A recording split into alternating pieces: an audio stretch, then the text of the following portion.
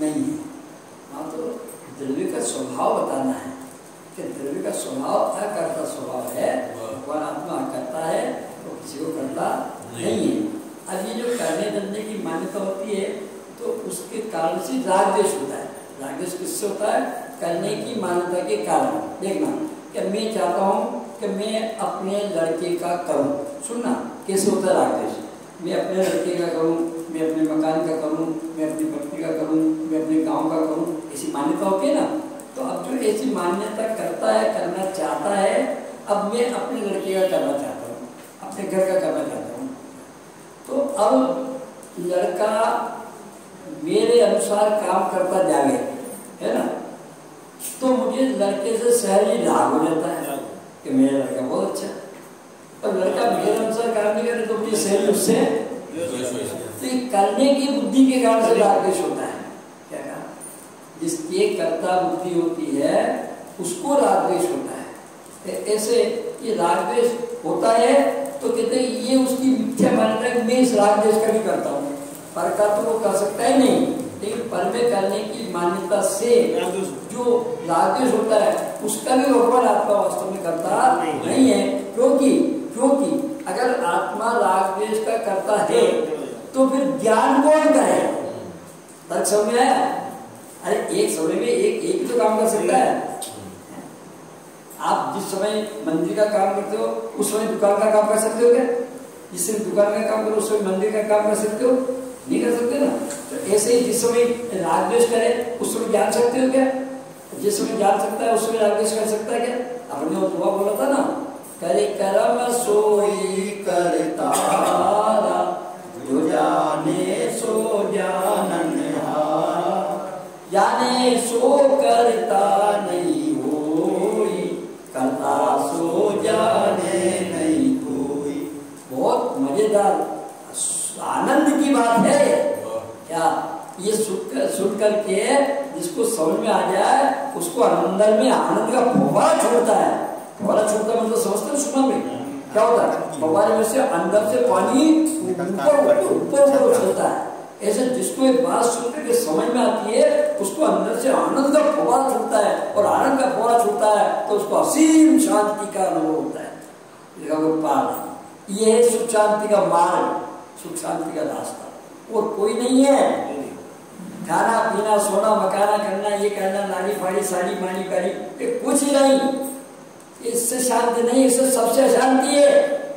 पूछ लो हमारे साड़ी की दुकान लगे कितने अशांति, हमारे सोई में तो कितनी अशांति है। अरे पंडित जी क्या करें, हम तो भोजन में आना चाहते हैं और दुकान बंद करते करते देर हो जाती है। ये मुफ्त के दुख है नहीं। अरे पंडित जी क्या करें, 10 दिन में हमने दुकान तो छोड़ दी, लेकिन अब क्या पता इस समय अच्छे ग्राहक आते हो तो नवरात्र के सब छूट जाएंगे। मतलब ये मन में भी आता तो दुख का कारण है फुक्का। मतलब एक आत्मा को ज्ञाता दस्ता मानने के अभाव में जितना पर द्रव्य में एकत्व बुद्धि होती है, उनमें कर्तव्य बुद्धि होती है, वो सब दुख का कारण है। ऐसा ये ज्ञानी का बता रहे। ये तो उसकी बात है। अब आज किसकी कौन सा धर्म है? आठिंचन, उत्तम आठिंचन। कौन सा नंबर है? 9वां नंबर, 9वें दिन का उत्तम आठिंचन, जिसके लिए ज्ञानदारी ने क्या कहा? आठिंचन ब्रह्मचर्य धर्म 10 सार है, चौगति दुख के कारण गति करता है। आकिंचन और ब्रह्मचर्य ये दोनों धर्म का सार है। 10 धर्मों का सार है। 10 धर्म तो सार है ही नहीं, लेकिन सार का भी सार है। क्या 10 धर्म तो सार रूप है ही नहीं। ये 10 धर्म तो हमको संसार के चारों गतियों के दुखों से छुड़ाकर मुक्ति का उत्तम सुख को प्राप्त कराते ही हैं। परंतु इन 10 धर्मों का सार क्या है? कि आकिंचन और ब्रह्मचर्य। तो ये आकिंचन ब्रह्मचर्य 2 है कि 1 है? आप बोलो। अरे सुनिए एक बात बताओ, 1 रुपये का सिक्का, सुनो 1 रुपये का सिक्का ये 2 है कि 1 है? 1 ही है। अब जब वो खिलाड़ी खेलते हैं ना तो क्या करते हैं? हेड टेल, तो हेड भी और टेल भी। तो ये 2 है कि 1 है? कि एक ही सिक्के के दो पहलू हैं। ये तो एक सिक्का तो एक है, उसके दो पहलू हैं। ऐसे धर्म तो एक है, और एक धर्म किसका है? आत्मा का। बस धर्म तो एक आत्मा का है। अब उस एक आत्मा के धर्म को दो प्रकार से निरूपित किया जाता है, दो प्रकार से जाना जाता है, दो प्रकार से कहा जाता है। कैसे कैसे? कि अस्थि से उस धर्म को ब्रह्मचर्य कहा जाता है, और नास्ति से उसी धर्म को आनंद कहा जाता है। समझ बात कि नहीं आई? अजीत भाई क्या बोला? अभी समझ में लेट हो गया, सुन नहीं पाए। हाँ, सुन नहीं पाए। और थोड़ी सी देर, 1 मिनट वहाँ स्टेशन पे देर चल जाओ, 1 मिनट एरोड्राम पे लेट चल जाओ, क्या होता है? लेट छूट जाएगा, फिर क्या होगा?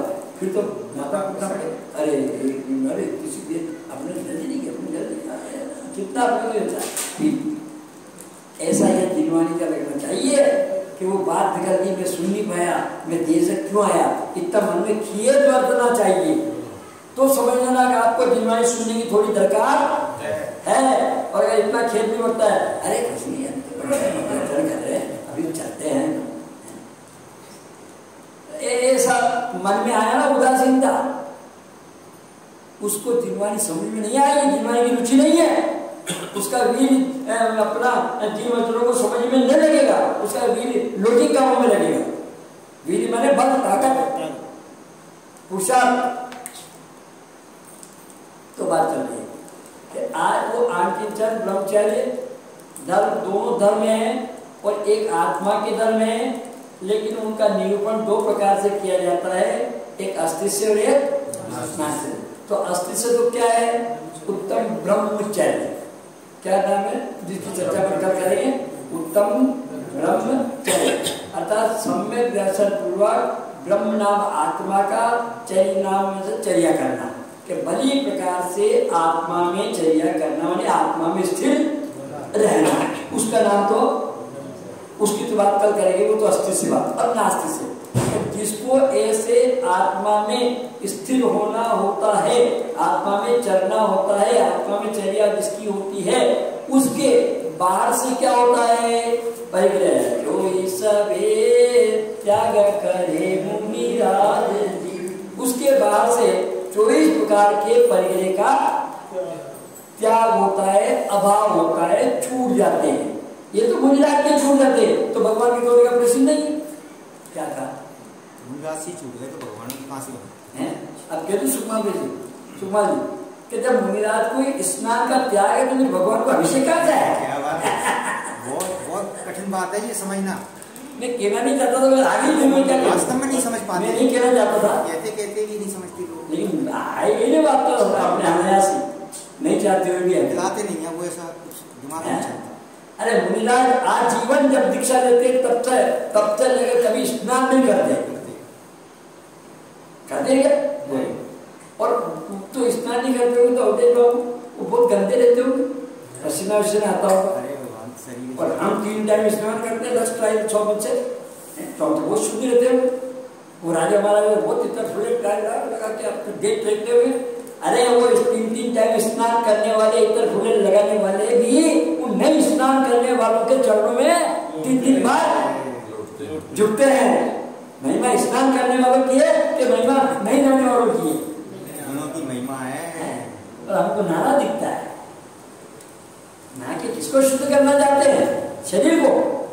वो मछली सदा पानी में रहती है, सदा, वो तो रोज स्नान में डूबी हुई है, उसकी बदबू नहीं जाती कभी। क्या पानी शुद्ध करेगा? मैं ये नहीं कह रहा हूँ मत नहाना हो, आप लोग घूम रहा हो, मुझे क्या करना, समझने की बात कह रहे हैं, तो हमको समझना है। तो आंकिंचन मुनिराज जो मुनिराज होते हैं, उनके 24 प्रकार के परिग्रह का त्याग होता है, उसका नाम भी आंकिंचन धर्म है ना। परिग्रह 24 त्याग कर मुनिराज, दसरा भाव घटती जान देता है। अब ये तो मुनिराज की बात करते 24 प्रकार के परिग्रह होता है, लेकिन हमारे को होता है ना सब परिग्रह। अभी परिग्रह किसे कहते हैं ये भी करेंगे, परिग्रह क्या होता है, वो 24 प्रकार के होते हैं, सब बात करेंगे। अभी तो ये समझना कि वो परिग्रह किसे कहते हैं, कि साहब रुपया पैसा होना, 10-20 लाख करोड़ रुपये हो जाना, 10-20 मकान हो जाना, 2-5 गाड़ी वाड़ी हो जाना, 10-20 छोरी छोरी हो जाना, ये सब परिग्रह है ना, ये सबको परिग्रह कहते हैं। बोलो भाई परिग्रह है। अच्छा है कि नहीं है? है नहीं नियम तो भी छात्र भी नहीं देता, 10 प्रकार का भाई परिग्रह। क्षेत्र वस्तु हिरण्य स्वर्ण धन दान दासी दास बर्तन वाली आदि, ये कौन सा परिग्रह है? ये बाह्य परिग्रह है। ये कहानी का जिनवाणी में 10 प्रकार का बाह्य परिग्रह। तो क्षेत्र माने मकान, क्षेत्र माने खेत, वास्तु माने मकान, हिरण्य माने सोन चांदी, स्वर्ण माने सोना, बर्तन भांडे दासी दास नौकर आदि, ये सब ये बाह्य परिग्रह, दौलत, ये सब बाह्य परिग्रह है। अब ये इनको परिग्रह क्यों कहते हैं?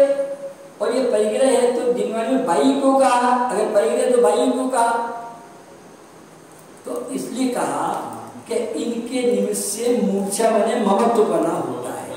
अगर इनके निमित्त से ममत्वपना नहीं हो तो ये परिग्रह नहीं है। जैसे अब देखिए अनंत भगवान के समोशरण में सोने का सोने की सीढ़ियां, रत्नों के खंभे, केसर सिंहासन, केसर छत्र चमर भामंडल, हमने लगाया भगवान किया समोशरण छत्र चमर भामंडल आदि सब कितने कितने पंचमेरु ये और देवकुमार जी ने सोना अलग जलवा दिया है,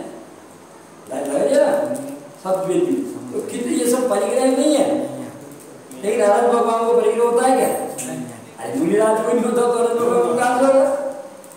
और हमें कुछ भी नहीं है, अपने रहने के लिए मकान में नहीं है, भले किराए के मकान में रहते तो भी मकान का परिग्रह है। क्यों है कि हमें ये हमारी धारणा में, मान्यता में ऐसा है कि मकान के बिना मेरा काम नहीं करता, इसलिए अपना मकान तो होना चाहिए। हमारे यहाँ तो ऐसा करते हैं क्या, जिसके अपनी लड़की देना होती है ना, लड़की का समूह कहते हैं कि देखते हैं इसके घर का मकान भी एक नहीं है, हम जाएगी तो हमारी बेटी कहाँ जाएगी, पेड़ धरने के लिए तो जगह चाहिए ना उसको, ऐसा पेड़ देखते हैं। ज्यादा मुझे इस लौकिक मामले में कुछ नहीं कहना, मुझे इतनी बात कहना कि हम लोग जिसको परिग्रह मानते हैं भाई में, वास्तव में अगर वो अनंत भगवान के शायद सम्यक दृष्टि के है तो परिग्रह है क्या? नहीं है।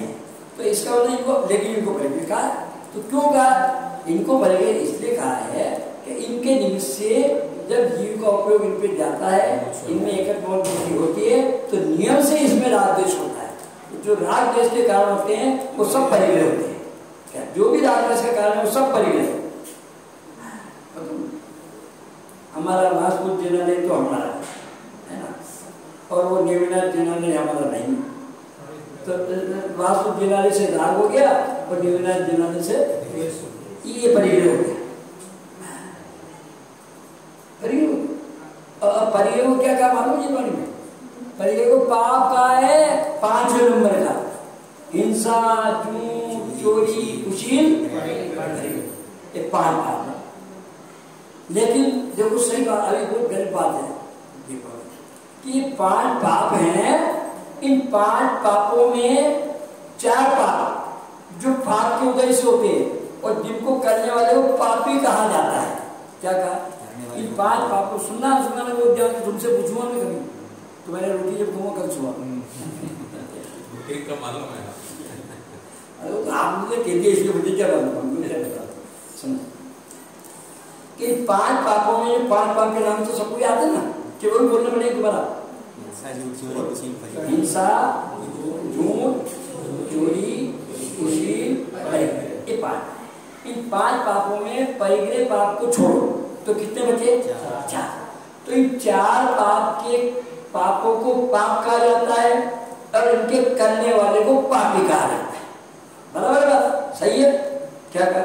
हिंसा करने वाले को हिंसा पाप है और हिंसा करने वाले को पापी कहा जाता है। झूठ बोलना पाप है, झूठ बोलने वाले को असत्यवादी पापी कहा जाता है। चोरी करना पाप है, चोरी करने वाले को पापी कहा जाता है ना? और व्यभिचार करने वाले को व्यभिचारी पापी कहा जाता है। परंतु परिग्रह पाप करने वाले को पापी भी कहते हैं, पुण्यात्मा धर्मात्मा भी कहते हैं। ये किसी बात वीरेंद्र भाई कभी सुनी थी बात? आज तक नहीं सुनी। वीरेंद्र भाई मुझे दिख रहा ना उनके अंदर कितनी जिज्ञासा है, समझ गई ये क्या कह रहे पंडित। अब मुझे बात मुझे पता लग जाता किसके दिमाग में क्या चल रहा है। क्या कहा मैंने? समझ आ रही है? चार पाप वो समझने की बात है। सुनवा में चार पाप के करने वाले को तो पापी कहा जाता है, लेकिन परिग्रह पाप करने वाले को पापी भी कहते हैं, पुण्यात्मा भी कहते हैं। परिग्रह पाप में देखो, अच्छा ये परिग्रह है ना, परिग्रह मतलब बाह्य का परिग्रह। अभी बाह्य के परिग्रह की बात कर रहे हो, अंतरंग की बात तो अभी करेंगे। ये बाह्य का परिग्रह खेत, मकान, सोना, चांदी, धन, दौलत, स्त्री, पुत्र, कुटुंब आदि, ये हमको किसके उदय से मिलते हैं? सुमा भाई, पुण्य के उदय से। कैसे मिलते हैं? पुण्य के उदय से मिलते नहीं मिलते? तो पुण्य के उदय से मिलते हैं। और अब ये धन मिला, किसके बाद धन बहुत धन बात जाता है, अरे वो बहुत पुण्यवान है, उनके पुण्य का सहयोग है, उनको धन की बात की। और उनको अच्छा लड़का मिला, वो बहुत पुण्यवान आदमी, कितना बढ़िया लड़का मिला उनको, अच्छी पत्नी मिली, वो बहुत पुण्यवान आदमी, कहते नहीं कहते साहब? अरे चलो ऐसे नहीं कहे, उसको परिग्रही वाला ही कह दे, ये तो परिग्रही है। ये तो बहुत कम लोग कहेंगे, लेकिन फिर भी कह दो कि साहब वो परिग्रही है क्या। लेकिन यदि वो उस परिग्रह का जो उससे पुण्य के संयोग से मिला है, पुण्य के कारण से मिला है, उसका यदि वो सदुपयोग करे, धन मिला उसका दान देने में सदुपयोग करे, परोपकार में सदुपयोग करे, शरीर मिला तो उसका धर्म साधना करने में सहयोग करे, स्त्री मिली तो धर्म साधन करे और अच्छे अच्छे धार्मिक कार्य करे और अच्छे परोपकार के कार्य करे, तो वो उस सब का जो पुण्य के उदय से मिला हे पाप, परिग्रह है तो पाप। समझना बहुत गंभीर बात। क्या परिग्रह? 5वां नंबर का परिग्रह है तो पाप, लेकिन मिला वो पुण्य के उदय से, और उसको अगर भोग में लगाया तो पाप बनेगा, और अगर उपकार में लगाया तो यही बात है ना। अगर धन को अपने को धन मिला, 10-20 करोड़ रुपए मिल गए पुण्य के उदय से, क्या तो उनको हमने खाने पीने में लगाया तो पाप बनेगा, है ना। जगत के काम में लगाया, लौकिक कार्य में लगाया तो, और धार्मिक कार्य में लगाया तो, मंदिर बनाया, ये चित्र लगाया और ये जुलूस निकलाया और वो किया प्रतिभा मिला, ये इस कार्य में लगाए, शास्त्र लगाए, शास्त्र बनाए, शास्त्र दान दिया, तो वो कार्य उससे क्या बनेगा? छोड़ जाएंगे। वो परिग्रह है तो पाप, लेकिन यदि उसे बहुत धन बुरा बला कहिए लीन पर उपकार सो, दिखा ध्यान लाइए ने क्या, बहुत धन बुरा भला कहिए कि धन तो बुरा है, लेकिन उसको भला कब कहते हैं? कि जब उसका उपयोग हम परोपकार के कार्यों में करते हैं तो उसको भी भला कहते हैं। तो उस परिग्रहधारी को पुण्यात्मा कहा जाता है, बाकी चार पाप के धारियों को तो पापी कहा जाता है। तो ये परिग्रह पाप वाला पुण्यात्मा भी है, पापी भी है, दोनों ही है। हो सकता है कि एक ही होगा। ये पॉइंट सब आपको याद रखना। कर्ता कर्म अधिकार में आचार्य अमृतचंद्र ने ऐसा कलश भी लिखा है क्या, कि एक द्रव्य एक परिणाम का कर्ता होता है, दो परिणामों का एक द्रव्य नहीं हो सकता, और एक परिणाम के कर्ता दो द्रव्य नहीं हो सकते। ये कलश है क्या, निकाल के तो कर्ता कर्म अधिकार क्या कलश है? पढ़ लेना बात में, करना चाहिए। एक परिणाम के दो कर्ता नहीं होते और दो परिणाम के कर्ता एक द्रव्य नहीं होता। ये महासिद्धांत है कर्ता कर्म अधिकार का, हमें समझ में नहीं आता कर्ता कर्म अधिकार है क्या।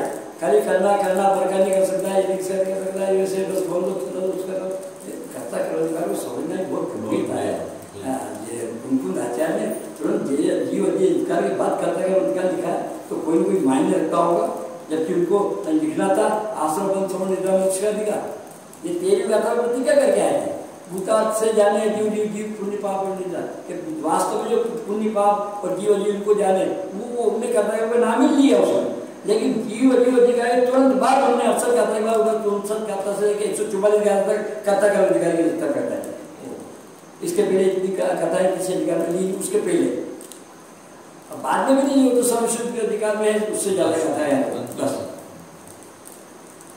अपने को ये बात कहनी है कि वो वास्तव में जब एक द्रव्य दूसरे द्रव्य का करता नहीं, एक गुण दूसरी गुण के करता नहीं, एक पर्याय दूसरी पर्याय का करता नहीं, तो द्रव्य सब द्रव्य अपने अपने परिणाम के करता है क्या। तो पुण्यात्मा जो परिग्रह के कारण पुण्यात्मा कहा जाता है, तो उसको परिग्रह के कारण पुण्यात्मा कहा गया कि पुण्य भाव करने के कारण पुण्यात्मा कहा गया। ये समझने की बात क्या कहा, वो समझना नहीं, उसको कहा ना अपन ने धन वाले को समझ में आनी नहीं आनी बात, बहुत गंभीर बात है, सूक्ष्म बात है क्या। कि उस परिग्रहधारी को जो पाप है, अब यदि पुण्य के उद्देश्य से उसको अनुकूल संयोग मिले, प्रतिकूल की बात नहीं करते, प्रतिकूल तो पाप के उद्देश्य से मिले पाप ही, लेकिन अनुकूल संयोग अपने अनुसार जो अपन चाहते हैं जैसा होता है वो सब के सब, धन भी अपन चाहते हैं साहब हमको पंच कल्याण कराएंगे, हमारे पास इतना धन है, तो ऐसे ऐसे भाव होते हैं ना जीवों के, तो उनको पुण्यात्मा कहा जाता है। तो पुण्यात्मा उसको धन के कारण से, धन खर्च करने के कारण से कहा जाता है कि वो उसका पुण्य भाव करने के कारण से पुण्यात्मा कहा जाता है। तो पुण्यात्मा कौन होता है कि पुण्य भाव करे सो पुण्यात्मा, परिग्रह रखे सो पुण्यात्मा नहीं, वो तो पापात्मा। ये है सिद्धांत। सिद्धांत क्या निकला समझना। ऐसे परिग्रह को जिसको पाप का क्या सोचना, अभी उसका कारण तो होता है पुण्य, परिग्रह के होने का, अपने मिलने का, परिग्रह साधन होने का, जमीन जायदाद कुआ मकान स्त्री पुत्र कुटुंब आदि ये सब हमको मिलना और किसी को नहीं मिलना, तो वो पुण्य के उद्देश्य से मिलता है। तो उसका कारण तो है पुण्य और उसका स्वरूप है पाप। किसका? परिग्रह का स्वरूप तो है पाप और उसको मिलने का कारण है पुण्य, परंतु उसकी उससे बाई विवरण मिलता है। अच्छा एक बात और कहता हूँ, चाहे पुण्य परिणाम हो चाहे पाप परिणाम हो, पुण्य परिणाम करने वाले को पुण्यात्मा कहा जाता है, पाप परिणाम करने वाले को पापात्मा कहा जाता है, परंतु इन सबका फल पुण्य पाप दोनों परिणामों का फल क्या है मालूम है? अरे संसार तो तुमने सुना, हमने की सुना है। इन सबका फल है एकमात्र संयोग, शरीर आदि का संयोग, और कुछ नहीं इसके अलावा, और कुछ नहीं। पुण्य के संयोग में धर्म भर्म कुछ नहीं मिलता, शरीर मिलता। देखो आप कितना अच्छा पुण्य करोगे, आप बहुत पुण्य करो, उत्कृष्ट से उत्कृष्ट पुण्य करो तो स्वर्ग में देव बन जाओ, ऊंचे स्वर्ग के देव बन जाओ, आय इंद्र बन जाओगे, इंद्र बन जाओगे, तो क्या मिलेगा? शरीर। और वहाँ इंद्र को क्या होगा? सब संयोग मिलेंगे। नंदन वन में जाएगा, पंच कल्याण मनाया जाएगा, स्थल का जाएगा, नंदीश्वर जाएगा, वहाँ जाएगा, ये करेगा वो करेगा ये करेगा, तो उसको शरीर मिलता है। अभी देखना बात गंभीर आगे बात चलती है कि उसको शरीर मिलता है, तो शरीर हमारा पाप का कारण है कि पुण्य का? शरीर से पाप बनता है पुण्य बनता? बोलो। अभी तो यही बात नहीं, शरीर से पाप बन जाए पुण्य, कि शरीर से तो ना पाप बन जाए ना पुण्य बन जाए, शरीर तो धन मिलती है। उस शरीर के साथ सुनो, उस शरीर के साथ जो हमारी एकत्व ममत्व बुद्धि है, क्या उस शरीर के साथ जो एकत्व ममत्व बुद्धि है उससे पाप ही बनता है। क्यों? क्यों? क्योंकि पाप और पुण्य अगर बनते हैं तो हमारे परिणामों से बनते हैं, शरीर की क्रिया से नहीं बनते। अब आगे सुनना गंभीर बात को। अगर वो पुण्य के सहयोग से, पुण्य परिणाम से जो स्वर्ग में देव का शरीर मिला, वैयक्तिक शरीर मिला, सारे अनुकूल सहयोग मिले, इंद्रियों की अनुकूलता मिली, वो सब मिली, क्या वो सब मिली, तो उन सब का फल सुख है दुख है? वहां कभी आंखें नहीं आती, वहां कभी बीमार नहीं होते, वहां कभी रोटी के फोड़े नहीं पड़ते, वहां कभी किसी बात की कोई कमी नहीं है लौकिक स्वर्ग में। स्वर्ग में देवों को, इंद्रों को किसी प्रकार की लौकिक भौतिक वस्तुओं की कोई कमी नहीं, सब अनुकूलता है। और काय से मिली हो? पुण्य परिणाम करने, पुण्य के कारण से। यहाँ पुण्य परिणाम किए, पुण्य भाव किए, तो वहां वो जाके स्वर्ग में देव हो गया, उसको अनुकूलता मिली। लेकिन अब वो शरीर के अनुकूलता मिलेगा तो शरीर किसको प्राप्त है? शरीर में द्रव्य इंद्रिया है, भाव इंद्रिया है, और क्या है शरीर को? शरीर में क्या है? उसमें लिखा है 31वीं गाथा में, शरीर परिणाम को प्राप्त द्रव्य इंद्रिया। क्या लिखा? शरीर परिणाम को प्राप्त द्रव्य इंद्रिया। तो ये शरीर परिणाम को प्राप्त द्रव्य इंद्रिया, आँख नाक कान मुंह चमड़ी आदि, इनसे क्या होता है? किसको देखना होता है? बोलो। प्रथम तो इंद्रियां जानती ही नहीं है। क्या बोला? बोलो मन में। प्रथम तो इंद्रियां जानती ही नहीं, क्योंकि ये जड़ है। शरीर जड़ है तो इंद्रियां भी समझ आ रही बात? प्रथम तो इंद्रियां जानती नहीं है, क्योंकि ये जड़ है, शरीर जड़ है तो ये भी जड़ है। अच्छा, तो जिंदा शरीर की इंद्रिया तो जानती है और मुर्दा शरीर की इंद्रिया ऐसा है? अरे बोलो अध्यक्ष महोदय, माया जी ऐसा नहीं है ना, बहुत बढ़िया जीते रहो। कि वास्तव में तो शरीर चाहे जिंदा हो चाहे मुर्दा हो, चाहे उसमें आत्मा हो चाहे नहीं हो, वो तो सब अवस्था में जड़ है, मिट्टी है, पुष्कर है। भाई शरीर तो अभी आत्मा है ना हमारे अंदर, तो भी शरीर जड़ चेतन हो गया। अब इसमें से आत्मा निकल जाए, मिट्टी हो जाए, मुर्दा हो जाए, तो भी शरीर पुष्कर ही मुर्दा ही मिट्टी है। वो तो सब हालत में जड़ी है, वो चेतन हो ही नहीं सकता। क्या सदा जड़ी है? तो उस शरीर के परिणाम को प्राप्ति होंगे, उस शरीर की इंद्रिय चेतन कैसे हो सकती है? बोलो, समझ में आ गई बात? जब शरीर हर अवस्था में सदा जड़ी ही है, उद्गल ही है, अजीव ही है, तो उस शरीर में जो इंद्रिया स्पर्श रसना ज्ञान चक्षुकरण आदि ये चेतन कैसे हो सकती है? नहीं हो सकती ना। तो जब शरीर की इंद्रिया, राजन भाई किधर उपयोग जा रहा है यार? एक तो लेट आया, एक बहुत शांति के साथ बाबू साहब बहुत कीमती समय काट के आप यहाँ आए हैं, एक आधा घंटे के लिए बहुत शांति के साथ इस बात को सुन लो, समझ में आ जाएगी तो अंदर आपके शीतल फुवारे ऐसे फूटेंगे कि आपको ऐसी मस्ती आएगी कि वाह वाह ये भी कोई जिनवानी है। जिनवानी अमृत रसा रसिया, इसका नाम है जिनवानी अमृत रसा। उसमें मजा आवे तो जिनवानी अमृत रसाल है। अभी ये मैंने पूछा वो रसाल किसको कहते हैं क्या? अभी तो ये बात चलती है कि वो क्या नाम से जो इंद्रिया शरीर परिणाम को प्राप्त इंद्रिया, अब उन इंद्रियों से हम ये मानते हैं ज्ञान होता है। तो ये जब शरीर से ज्ञान नहीं होता, शरीर जब होता है तो इंद्रियों से ज्ञान कैसे मालूम होता है? तो हमारे अजीत भाई कहते हैं, विपिन भाई कहते हैं, नहीं साहब, आंख भी देखती है और ज्ञान भी जानता है। हम आंख से भी देखते हैं और ज्ञान से भी जानते हैं। और ज्यादा करो तो वीरेंद्र भाई भी कहते हैं कि नहीं साहब, वो आंख में ज्ञान होता है इसलिए आंख देखने का काम करती है। ऐसे ही कह सकते हो ना क्या? आंख तो नहीं देखती है पर आंख में ज्ञान के प्रदेश होते हैं, आत्मा के प्रदेश होते हैं, इसलिए वो भी देखने का काम करती है। अरे भैया, आंख तो किसी की कीमत में देखने का काम कर ही नहीं सकती, क्योंकि वो अजीब है, शरीर है, जड़ है। आंख देखती नहीं, तो साहब देखती तो है, आप भी तो आंख से देखती हो, हम सबको देख लो, नहीं देख रहा हूँ मैं आप सबको, और देख रहा हूँ तो गलत देख रहा हूँ, आप सब लोग भी गलत देख रहे हो, क्योंकि आंखों से कभी सही चीज दिखती नहीं। ओ क्या कहा? आंख से कभी हमको कोई सही चीज नहीं दिखती। हमको ये अच्छा बताओ, ये शरीर दिख रहा ना, आंख से दिख रहा ना, मूर्ति से, तो अब ये सही है शरीर? अरे इसकी हर समय अवस्था बदलती रहती है, नहीं बदलती रहती है? तो इसमें हर समय परिणाम हो रहा, क्यों हो रहा? ये शरीर पहले छोटा सा था, चिकना था, मुलायम था, फिर बड़ा हुआ, फिर काला हुआ, फिर गोरा हुआ, फिर मोटा हुआ, फिर कड़क हुआ, फिर लंबा हुआ, फिर गुड्डा हुआ, फिर क्षीण हुआ, फिर पतला हुआ, फिर ऐसा हुआ, फिर वैसा हुआ, फिर सड़ा हुआ, बदबू हुई। ये एक शरीर का परिणाम है नहीं?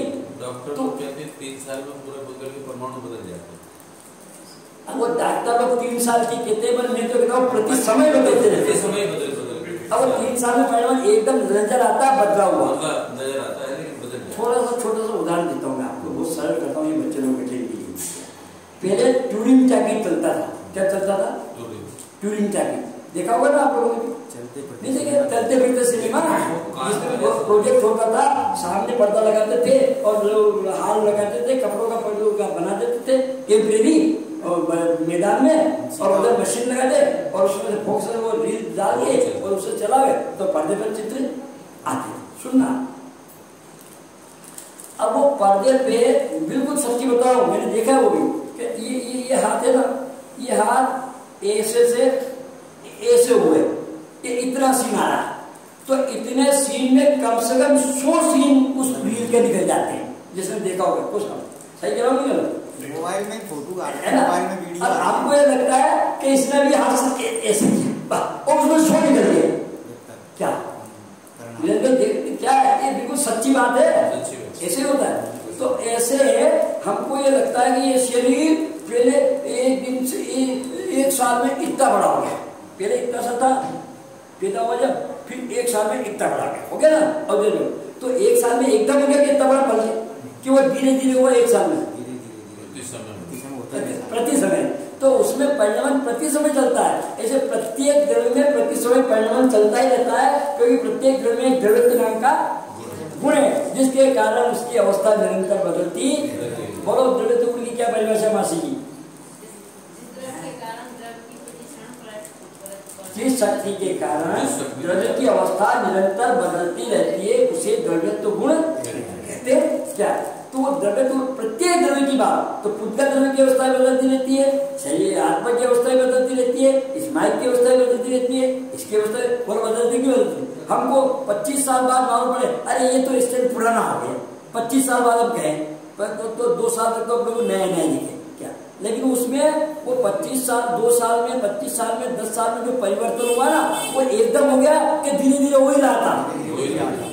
समझ आ रही बात? तो ऐसे वो शरीर में भी परिवर्तन प्रति समय होता ही रहता है। तो वो तो शरीर तो अचेतन है, जानता नहीं है, और उसको उसमें जो इंद्रियां हैं वो भी अचेतन है, वो भी नहीं जानती। लेकिन हम क्या मानते हैं कि शरीर तो नहीं जानता लेकिन आंख तो देखती है। भगवान शरीर तो नहीं जानता, शरीर तो जड़ मिट्टी है, लेकिन आंख तो आंख जीव है। अच्छा कान तो सुनते तो कान जीव है। अब ये लोग समझ आएगा क्या बोल रहा हूँ मैं, के लिए तो बोले बोलने तो सुने जाओ, समझने लायक बात है, समझने की बात, बहुत समझने का विषय है। ये खाली बोलने का चिल्लाने का विषय नहीं है, अपनी भ्रांति मिटाने का। और आत्म भ्रांति से रोग नहीं, सबसे बड़ा रोग तो हमें अपनी आत्मा की भ्रांति का है। उस आत्मा को समझने के लिए शरीर को समझ की बात कर रहे हैं शरीर की, कि ऐसा शरीर जिसमें ये इंद्रियां होती है, वो इंद्रियां से जो काम होता है, अब आगे बात, उन इंद्रियों के माध्यम से जो काम होता है, देखना, सुनना, सूंघना, स्वाद लेना, ठंडा, हल्का, भारी, फूका, चिकना आदि जो भी उनका विषय है, उनसे जो भी काम होता है, उस विषय के सेवन से पाप ही बनता है। क्या कहा? ये महासिद्धांत कि 5 इंद्रियों के निमित्त से पाप ही होता है। इसलिए तो हमारे भगवान क्या करते हैं? अंतर्मुख मुद्रा अहो आत्म तत्व दर्शन, जिन दर्शन कर दर्शन पर सद्गुरु वचन सुहाए जाते, अंतर दृष्टि विराजे दिन भर के शांति अपार। भगवान के दर्शन करने से हमको बड़ा शांति का अनुभव होना चाहिए। तो भगवान के दर्शन सच्चे हैं, और भगवान के दर्शन करके हमको शांति का अनुभव तो नहीं होता।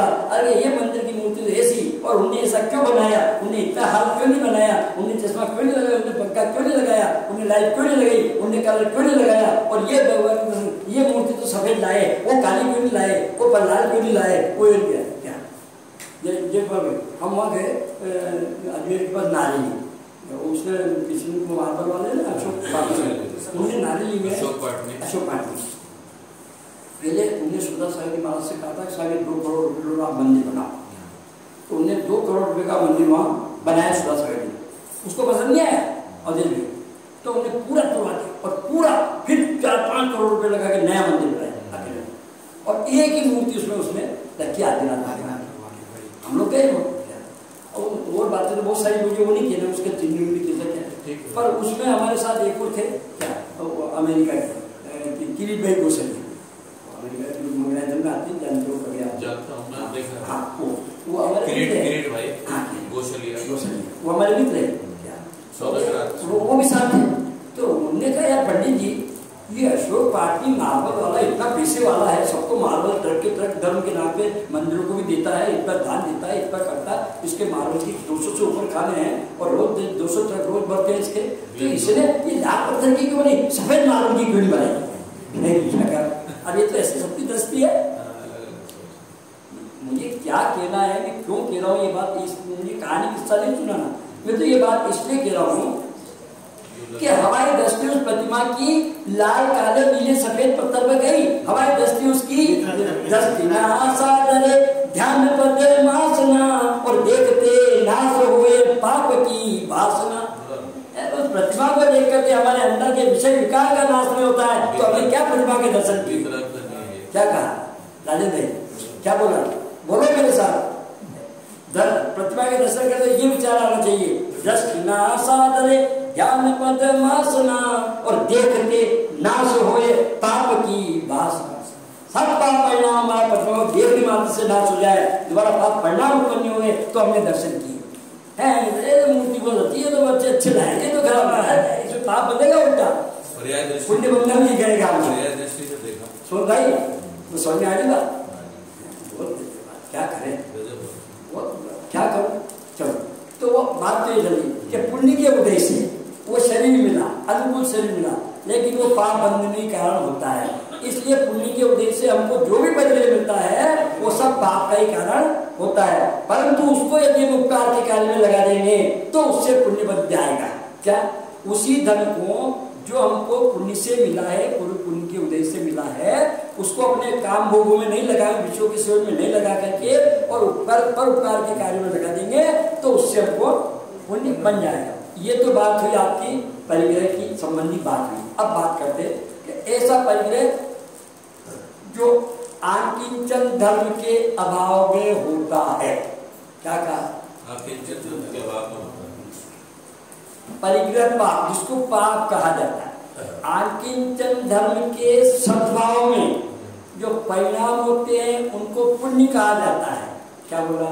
आकिंचन धर्म के सद्भाव में जो परिणाम होते हैं उनको तो पुण्य कहा जाता है, और आकिंचन धर्म के अभाव में जो परिणाम होते हैं उनको पाप परिणाम कहा जाता है। अभी तो हमको यही पता नहीं पाप परिणाम किसको कहते हैं, पुण्य परिणाम किसको कहते हैं। अभी ज्यादा कर तो हमारे विलेज में बता देंगे पाप परिणाम चोरी करना, झूठ बोलना, मार करना, वो करना, वो हिंसा करना, इसका नाम पाप परिणाम, ऐसे परिणाम करना। और पुण्य परिणाम पूजा करना, दया करना, दान करना, वो करना, इसका नाम पुण्य परिणाम है। ये कहेगा ना, बहुत ईमानदारी की बात करता हूँ, अंदर से अंदर बैठा हूँ मैं आपके तो साथ रहने लगे, थोड़े इधर उधर घुमाते बहुत घुमाते।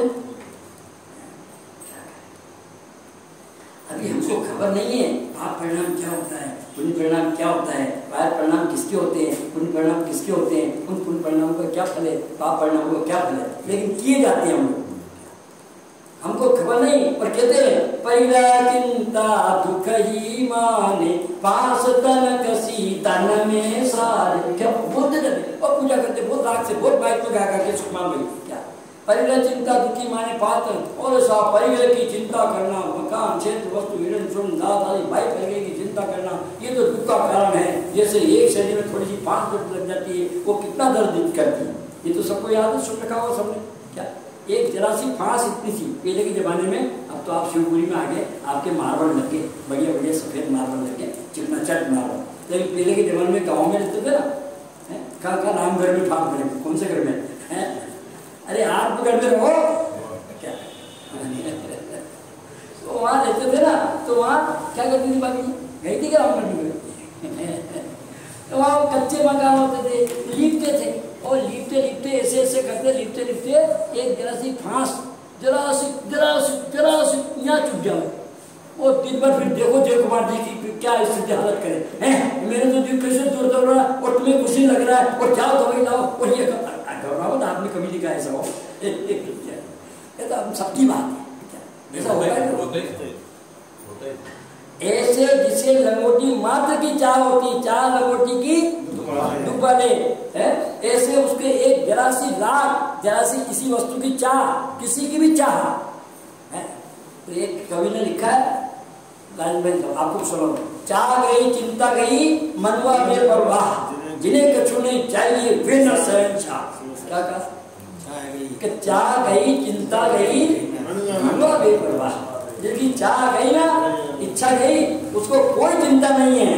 क्या वो नर सबसे शहंशाह बादशाह है। एक बार थोड़ी मजाक की बात सुनाओ तो आपकी नींद उड़ जाएगी। क्या ये हुक्मचंद सेठ के इंदौर वाले, बिल्कुल सच्ची घटना है। इन हुक्मचंद सेठ के लड़का नहीं हुआ था। क्या तो इन्होंने इनके भाई का देव कुमार सिंह, उनको गोद रखा था, देव कुमार सिंह ने देव कुमार गोद रखा, लड़का मान करके ये अपना मालिक बनेगा। एक किस्मत की बात थी, बाद में उनके लड़का हो गया, तो उसका नाम उन्होंने राजकुमार रखा। राजा जैसे थार बार था, इनका घर इंद्र भवन है, देखा तो गूगल में, जिसका नाम क्या है, और साक्षात उसमें इंद्र जैसी सुविधाएं ही है, इतना विशाल, अच्छा, बहुत विलासताओं से भरा घर है इंदौर में, तो गूगल के पास बहुत अच्छा विशाल घर है।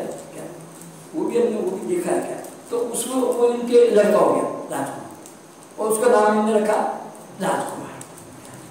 राजू भाई, आपका नाम भी राजकुमार है, वो राजू भाई। सुमत भाई के भाई। अब साहब वो होलकर दरबार को मालूम पड़ी, होलकर स्टेट थी इंदौर, होलकर स्टेट में, तो होलकर दरबार को मालूम पड़ी और उन्होंने कहा इन बनियों ने, ये तो बनी है, हुकुमचंद सेठ तो बनी है, अब बनिया ने अपने लड़के का नाम राजकुमार रखा। राजकुमार तो हमारे लड़के होते, राजा के लड़के होते। क्या कहा उन्होंने, होलकर से बुलाओ सेठ, बुला, सम्मानित तो थे ही, पैसे वाले थे, बहुत मान सम्मान देते थे, सर सेठ थे। अंग्रेजों ने उनके नाम से बाजार कलकत्ता में और बम्बई में रूई के बाजार के बाद उनके नाम से चलते थे। क्या इसके क्या बोलते वो बोरी वोरे बनाने के दांत बनाने क्या था cotton, jute jute jute jute के भाव अगर कलकत्ता में से हुकुमचंद सेठ पहुंच जाते तो आज के भाव हुकुमचंद सेठ के द्वारा खुलेंगे, ऐसा था। इतने मतलब हमारे स्पेशल बहुत, अभी उनकी भी बहुत किस्से में वो मैंने सुना रहा। अभी क्यों इतनी सी बात बता रहा हूँ कि जब उनको मालूम पड़ी दरबार ने उनको बुलाया, बुलाओ तो बुलाया, आराम से अपनी सीट पे अपने पास अपने बराबर बुक बिठाया दरबार में और कहा बहुत इधर उधर की बातें करके बहुत उनको और फिर बड़े सम्मान के साथ कहा कि सेठ साहब हमें बहुत खुशी हुई कि आपके लड़का हुआ, बहुत अच्छी बात है और आप ये है वो है बताइए, वो करो सब कहा, लेकिन हमें थोड़ा सा इस बात का खुलासा कर दो कि आपने अपने लड़के का नाम राजकुमार क्यों रखा? यदि आप अपने लड़के का नाम राजकुमार रखेंगे तो हम हमारे लड़के का नाम क्या रखेंगे? तो उन्हें क्या उत्तर दिया? उन्हें कहा इतनी सी बात जिसमें आप चिंतित, क्या कहा? इतनी सी बात इसमें आप चिंतित, ये कोई बात कम बात है? तुम बनी हो, तुम राजकुमार क्या हो, तुम्हारा राजकुमार होते हैं। हमने की महाराज अगर हमने अपने लड़के का नाम राजकुमार तो आप अपने लड़के का नाम महाराज कुमार रखे ना। क्या खत तत्काल हाजिर जवाब। क्या मैं क्या कहना चाह रहा हूँ, समझना बात, मुझे कोई किस्सा नहीं सुनाना। मैं कहना चाह रहा हूँ कि उस राजकुमार से भी महाराज कुमार का पद ऊंचा है, ऐसे राजा से भी महाराज का पद ऊंचा है कि उस राजा, वो राजा भी जिसके पास धन वैभव मेल मुकाम सेना सपना सब होता है, वो राजा भी उन महाराजा के, उन मुनिराज के, महाराज के चरणों में झुकता है। तो बड़ा राजा है, बड़ा महाराजा है। ये हुकुमचंद सेठ ने अपनी बुद्धि से उसको बोलकर सिर्फ को जवाब दिया। मैं तो ये बताना चाह रहा हूँ कि वास्तव में महाराज का पद बड़ा होता है, जिनके 24 प्रकार के परिग्रह का त्याग होता है, परिग्रह 24 वेद त्याग करे, उनका सर्वोच्च पद होता है, जिनके चरणों में सुर असुर पायन बड़े बड़े देवता राजा मुनि सब उनके चरणों में झुकते हैं। ऐसे महाराज जिनके परिग्रह का त्याग होता है, और हम जेनी हैं, उनके मानने वाले और उससे ज्यादा परिग्रह रखने की भावना करते हैं। महाराज की सेवा इसलिए करते हैं, हे भगवान मेरे 1 लाख के 10 लाख हो जाए, 10 लाख के 25 लाख हो जाए। मैं कहना नहीं चाहता, वो वाली तो सुनो, 7 मिल वाली हुकुमचंद, 8वां मिल खोलने के लिए उनकी पत्नी वो भी सुन लो, 1 मिनट उसमें क्या है कि उनकी पत्नी थी, क्या नाम से, कमला के क्या नाम था उनका, नाम नहीं आता, ऐसे अच्छा नाम था, कंचन नहीं नाम था। तो वो एक दिन भोजन कर रहे थे और उनके बाद पैसा बहुत बढ़ गया, बहुत पैसा हो गया।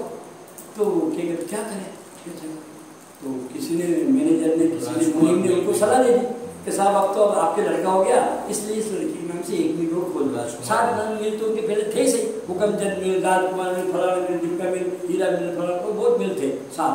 अब उन्होंने कहा एक और राजकुमार के नाम का 1 मिल और खोल दो, पैसा आपके पास ज्यादा होगा। तो उनकी पत्नी से वो कह रहे थे भोजन करते करते कि अब तो अपने पास पैसा ज्यादा हो गया, अपने लड़का भी हो गया, इसलिए इसके नाम से 1 मिल और खोल देते हैं। तो उसकी पत्नी ने क्या कहा, वीरेंद्र भाई सुन लो, ऐसी पत्नी हमारी भी हेगनी है, सोच लेना।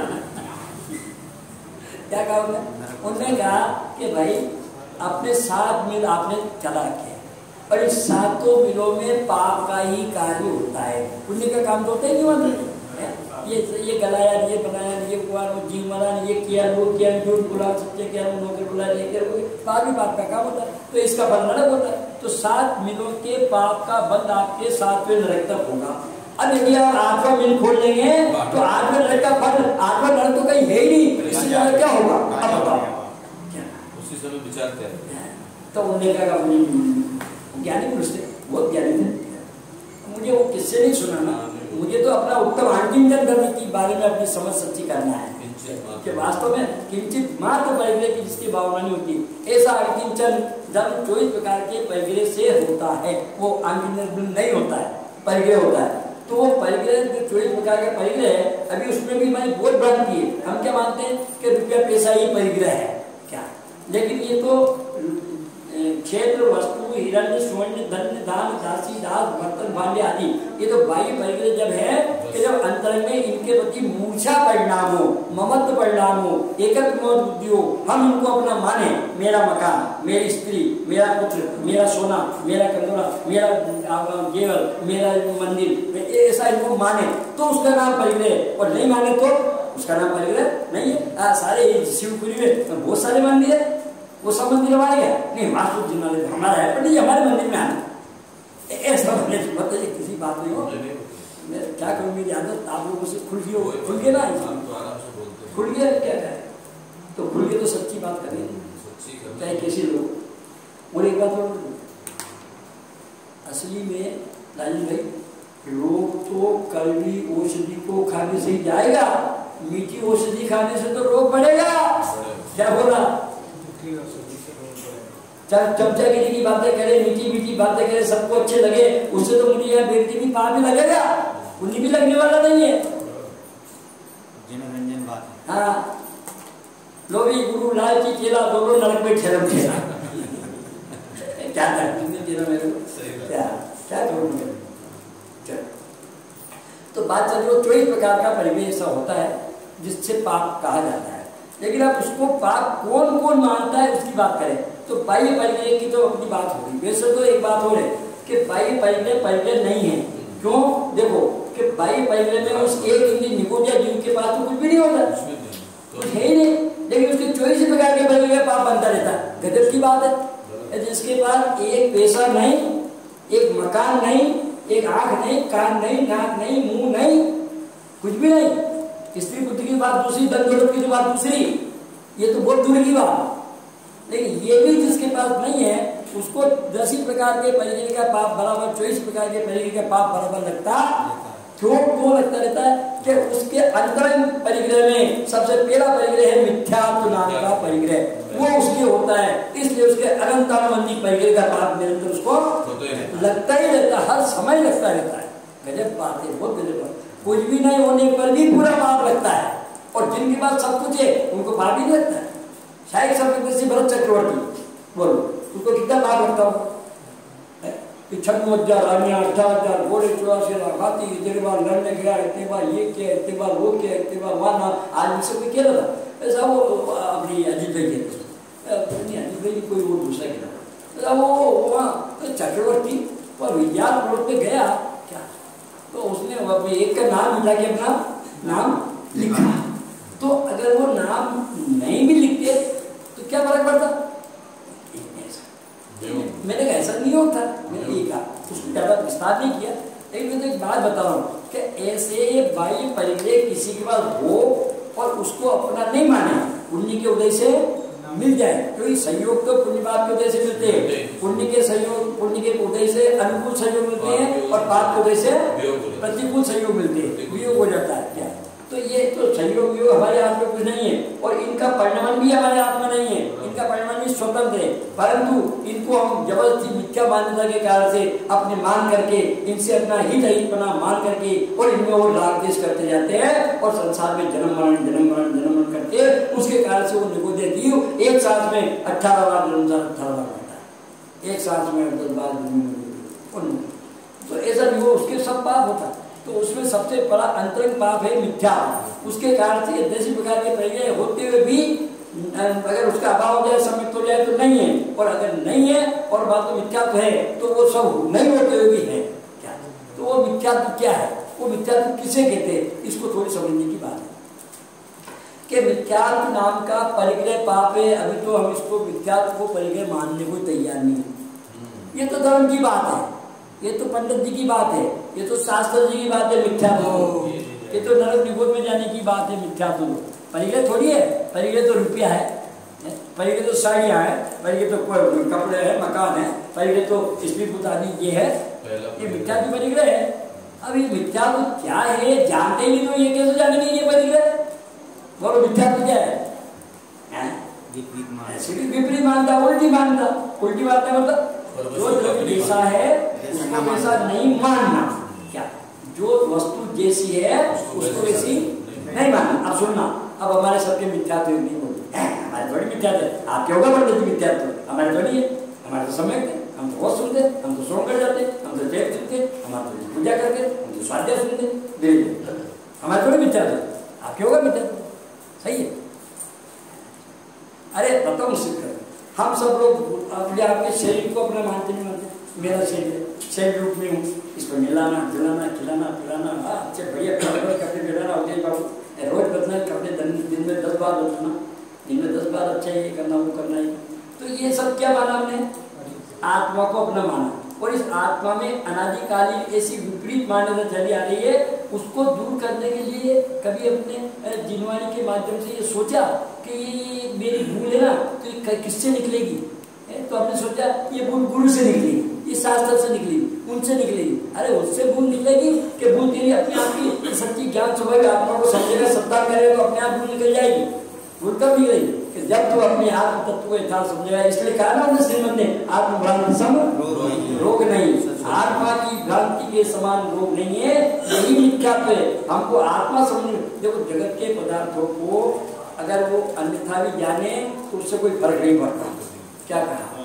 मैं अभी इस माइक को लोहा भी कहूँ तो कोई पाप नहीं बनते, कोई पुण्य नहीं बनते, और इस माइक को माइक भी कहूँ तो ही पाप नहीं, कोई पुण्य नहीं। क्या कहा?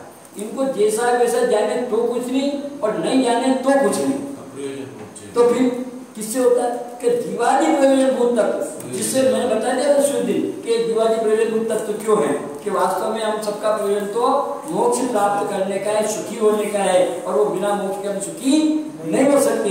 इसलिए मोक्ष प्रयोजनभूत तत्व है, और संवर मोक्ष होता है, इसलिए वो भी प्रयोजनभूत तत्व है, और वो संवर आश्रम बन के निरोध पूर्वक होता है, इसलिए वो भी प्रयोजनभूत है। और जीव तत्व अजीव तत्व वो जानने के लिए योग्य है। तो ऐसा और जीव तत्व को जब तक अपने उपाधि ग्रहण नहीं करेंगे, मानेंगे नहीं, तब तक हमको किसका दोष दूर करना है, किसका मिथ्या दूर करना है, किसमें समित करना है, इस बात का ज्ञान कैसे होगा। इसलिए यही प्रयोजनभूत है, और इनके बारे में जिनवाणी के माध्यम से हमको हमारी समझ सच्ची करना है, और कुछ नहीं करना। क्या? हमको जिनवाणी के माध्यम से हमारी समझ अनादिकाल से जो उल्टी मान्यता रूप चली आ रही है उसको सम्यक रूप करना है, सच्ची करना है। बस ये कर लिया ना, बहुत कर लिया। उन्होंने राजमेर जी पवैया ने, आपके बुआ वाले जो आपके आए थे, उनने तो पंच परमेश्वरी की पूजा में लिखा है, माया जी मैं तो क्या लिखा, तो राजमेर जी पवैया ने पंच परमेश्वरी की पूजा में ये लिखा है, ओ सम्यक दर्शन प्राप्त मुझे तो सफल बने मानव जी। ये राजन जी को सुनाएगा बाबू, रोज सुनाओ, रोज सुनाओ। माफ करना, मैं तो मजाक किया, उनको देख के खिलाओ नहीं बात में। वो सम्यक दर्शन प्राप्त होती तो सफल बने मानव जीवन। मेरे मानव जीवन की सफलता, मेरे मनुष्य जन्म की सफलता सम्यक दर्शन प्राप्त करने में, वो प्रोजेक्ट बनाने में नहीं, घर बनाने में नहीं, खाना खाने में नहीं, खिलाने में नहीं, पहनने में नहीं, ओढ़ने में नहीं। मेरी मनुष्य जन्म की सफलता तो लिखा ना, मेरे मन से तो नहीं गिरा कुछ भी, समझ में आ रही नहीं बात। लेकिन हम अपनी सफलता किसमें मानते हैं? शिवपुरी में ऐसा कार्य करता, पंडित क्या बात कर दो, मैंने ऐसा विधान किया, ऐसे बड़े पंडित जी डॉक्टर साहब को बुलाया, संजय देव को बुलाया, उसको बुलाया, सात पंडितों को इकट्ठा कर लिया, और ऐसा बेटा ऐसा केशव आया, और सुकुमार भाई ने ऐसे अरेंज किया, और ऐसे झम और ऐसा जुलूस निकाला, और ऐसा किया, ऐसे इसे कोई तेरी मनोजन की सफलता नहीं है। इस धोखे में मत रहना, इसे पुण्य भी बनने वाला नहीं है। अगर तू ईमानदार मैंने किया तो उल्टा पाप बनेगा, नहीं अगर मैंने किया तो ईमानदार तो उल्टा पाप बनेगा। टोटल मैंने लिखा, सुनो टोटल मैंने क्या लिखा कि ये अनंत आदि देव यद्यपि पुण्य के कारण ही है। क्या कहा? अनंत देव सात गुरु इन सबके प्रति जो परिणाम होते हैं, इनसे नियम से पुण्य बनता है, बराबर है, बिल्कुल समझे। परंतु यदि ये भी अघात्य कर्मों के सद्भाव में क्यों कषाय रूप हो तो पाप के बन जाता है। देख लो पहला अध्याय में मोक्ष मार्ग कैसे, पहले अध्याय क्या लिखा? 3 प्रकार कभी सोचेंगे जीव ने कि कैसे हमारा पाप का बंद कैसे होता होगा, और फिर जो उदय में आता ना फिर मिलता है, ये भगवान मैंने तो पाप तो की, ये कहाँ से पता नहीं, तो कीड़ी तो मारी नहीं, और फिर आज मुझे ये सब मिल रहा है, ये पाप उदय कहाँ से है? अरे नहीं किए हो तो और के तो आए नहीं हो, तेरे क्यों आए? तो तेरे जरूर किए होंगे, लेकिन जिस समय पाप किए ना, पाप परिणाम किए ना, उस समय तो पूरा नहीं समय उपस्थित हुआ। जैसे चोर चोरी करता है ना, तो चोरी करते समय तो कोई विचार नहीं करता है, लेकिन जब वो पकड़ा जाता है, वो पुलिस थानेदार उसको पकड़ के लेता है, हाथ में डाल के, हे भगवान मैंने बहुत बड़े पाप किए, अब मुझे नहीं करना चाहिए था और अब नहीं करूँगा। हंस के बांधता है, रो रो के निकलता है। करते समय ये सब नहीं करता। ऐसे ही मिथ्यात्व नाम का जो पहले पाप है, जिसको हम पाप पहले मानते ही नहीं, पाप मानते ही नहीं है, वो उल्टी मानना कर लेंगे, सीधी साहब जिनवानी कर लेंगे, पंडित जी बुला लेंगे, सुन लेंगे, हो जाएगी, पूजा कर लेंगे, पाठ कर लेंगे, स्वाद देंगे, व्रत कर लेंगे, तब कर लेंगे, हो जाएगी मान्यता। नहीं होने वाली भैया, ये मिथ्या मान्यता जहाँ भूल हो रही है वहीं सुधार करेगा तो तेरी सुधार भूल चूक सुधरेगी। अभी तो आगे बहुत चलती बात क्या ऐसे 5 पापों में मिथ्यात्व नाम का भी पहले पाप है, उल्टी मान्यता का, और उसके कारण से ही ये सब बाइलर परिग्रह होते हैं। क्या ये बाइलर परिग्रह मिथ्यात्व के कारण से अपना कहने में आते हैं, वरना अगर मिथ्यात्व नहीं हो समय तो समय दृष्टि को ये होते हुए भी परिग्रह नहीं होता है। तो अब लेकिन अंतर परिग्रह की बात करते हैं, तो अंतर परिग्रह कितने हैं? 14। कौन कौन से?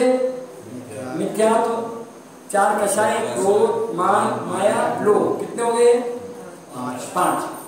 मिथ्यात्व, क्रोध, मान, माया, लोभ। अब इसके बाद 9 कषाय: हास्य, रति, अरति, शोक, भय, गुस्सा, स्त्रीवेद, पुरुषवेद, धर्मवेद। अब सुनना, अब उल्टा शुरू करूं सीधा शुरू करूं, बोलो आप लोग को जैसे आपको समझ में आ जाए। पहले क्रोध से सीधे ही शुरू करते हैं, है ना। मिथ्यात्व की बात होगी, अब किसकी बात करें? 4 कषाय। तो ये 4 कषाय में क्रोध का नंबर पहला है। पहला नंबर किसका? क्रोध कषाय। तो ये क्रोध कषाय भी पाप है, तो ये तो सब जानते हैं, इसलिए क्रोध नहीं करना चाहिए। लेकिन ये उस दिन बता दिया था मैंने कि ये क्रोध कोई करना चाहता नहीं है, कोई जान करके क्रोध नहीं करना चाहता, परंतु फिर भी क्रोध हो ही जाता है। जैसे कोई जान करके बीमार पड़ना चाहता है, क्या कोई बीमार पड़ना चाहता? एक बीमार पड़ जाते हैं। ऐसे कोई क्रोध करना चाहता नहीं, लेकिन उसके क्रोध हो जाता है। तो कैसे हो जाता है? कब होता है? कि जब यह जीव पर तत्व ज्ञान के अभाव में पर द्रव्यों में एकत्व बुद्धि होती है, तो इसने मेरा बुरा किया, मैं इसका बुरा कर दूं, ऐसा माने तो इसको क्रोध होता है। क्रोध कब होता है? कि जब ये जीव ऐसा माने कि इनने मेरा बुरा किया, अथवा मैं इनका बुरा करूं, ऐसा मन में माने तो क्रोध हो, और मन में ऐसा माने नहीं तो। और मुनिलाल को सियाल ने 3 दिन खावे, मुनिलाल को राजा ने खाने में पेल दिया, मुनिलाल को उन्हें ये कर दिया, कितने अवसर किए, लेकिन उन्होंने माना ही नहीं कि इसने मेरा बुरा किया, ये मेरा बुरा करता ही, तो उनको क्रोध उत्पन्न नहीं हुआ। समझ में ना। तो ये क्रोध कषाय जो आत्मा में उत्पन्न होती है, जिसके मिथ्यात्व का अभाव हो जाता है, उसके अनंतानुबंधी क्रोध कषाय तो कम से कम नहीं होती है, परंतु उसके अप्रत्यक्षारवणी प्रत्यक्षारवणी सुंदर कषाय रहती है।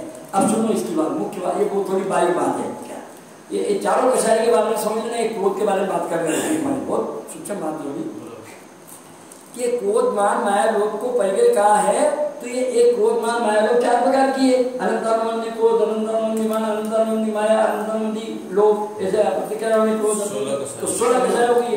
तो 16 कषायों में ये एक कषाय का अभाव हुआ, एक चौगली कषाय का, अनंतानुबंधी का।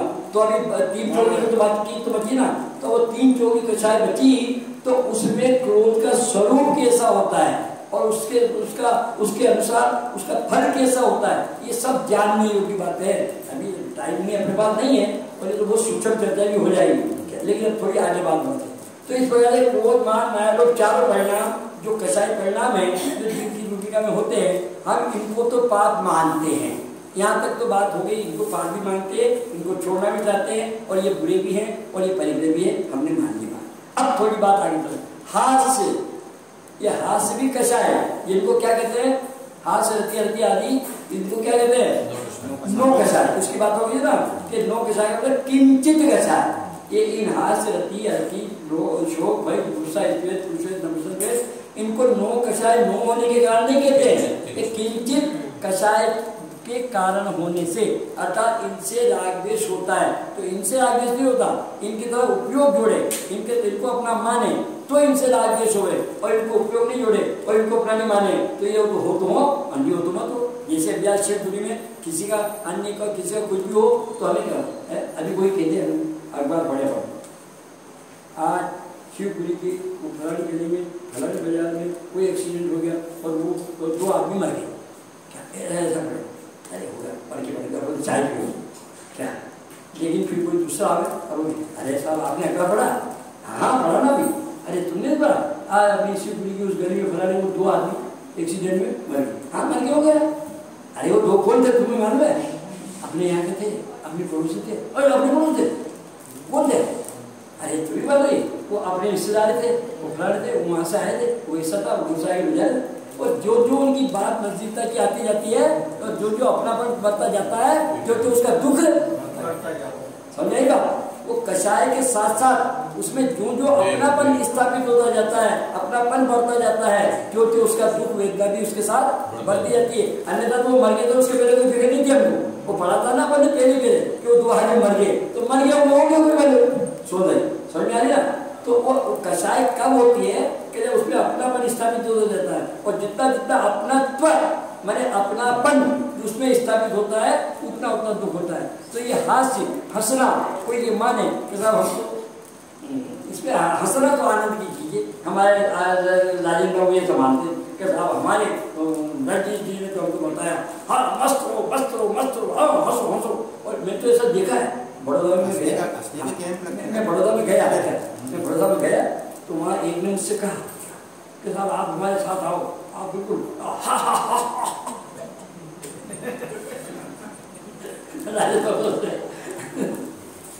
ऐसा आपने भी किया होगा, मैं इनकी बात नहीं है, उसकी बात कर रहा हूँ। मैं क्या कहना चाहता हूँ, मतलब हंसने में तो आनंद है, अभिमान है, और आनंद में तो दुख है ही। बोलो अच्छा, रोने में दुखी दुख है कि रोने में भी आनंद है? रोने में दुखी दुख है, रोने में आनंद है। अभी थोड़ी सी एक छोटी सी बात कहता हूँ। एक लड़की का उसके पिताजी ने बहुत अच्छा डॉक्टर इंजीनियर फर्स्ट क्लास और अच्छा सुशील सब सुविधा सब अच्छा बढ़िया लड़का देख के शादी की। अब जब वो अपने पति का घर अपने पिता का घर छोड़ दिए और अपने पति के साथ शादी के बाद विदा होती है, तो उसके आंख में आंसू आते हैं। तो खुशी के भी आते हैं, दुख के भी आते हैं, दोनों प्रकार के आंसू आते हैं। लेकिन आंसू तो एक ही होता है, वो एक ही आंसू 2 प्रकार का हो गया। एक ही आंसू 2 प्रकार का, समझ में आ रही किसी को नहीं आती? एक भी और 2 प्रकार का। एक तो खुशी का आंसू, क्या मेरे पिता ने करोड़पति डॉक्टर शादी की, अब तो मैं भी डॉक्टर नहीं कहलाऊंगे और मेरे भी थप्पे हो गए और ऐसा बनना होगा, ऐसा करना ऐसा, और अंदर के अंदर में इसी गुलगुली उसके छूटती है, तो उसकी तो उसके खुशी का आंसू है।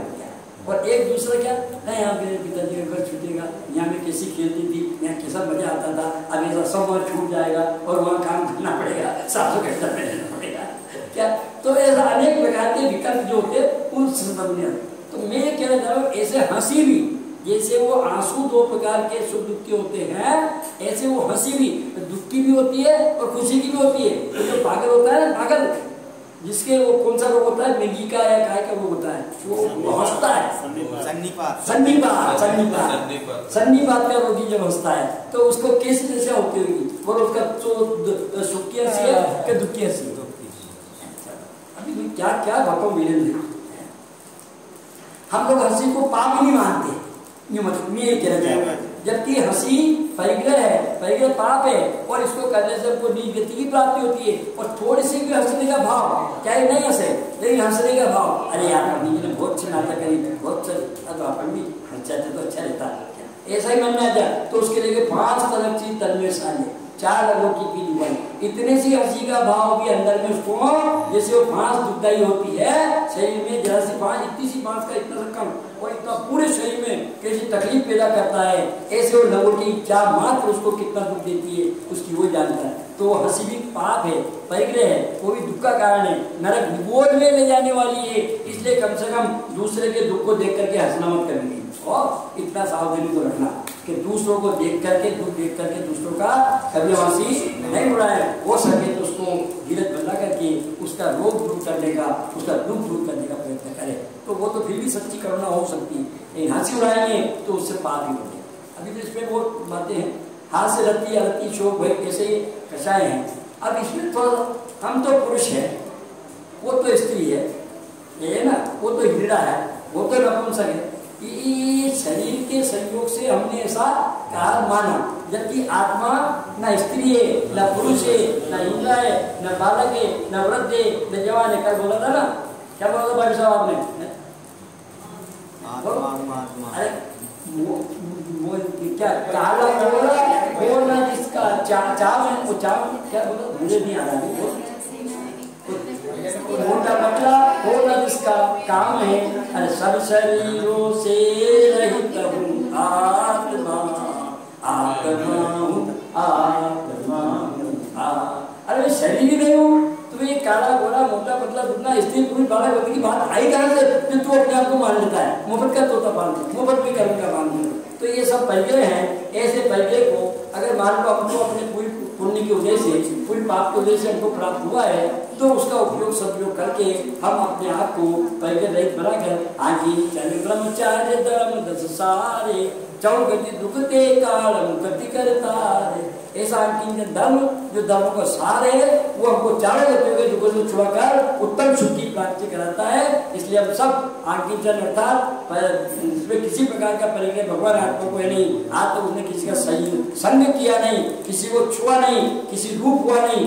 ऐसा में आत्मा अरस्वरूपी स्पर्शी, उसका ज्ञान करे, उसका सत्कार करे, उसका अनुभव करें, साथ ही अनंत काल उसका अनुभव करते रहे। इस पर की बात को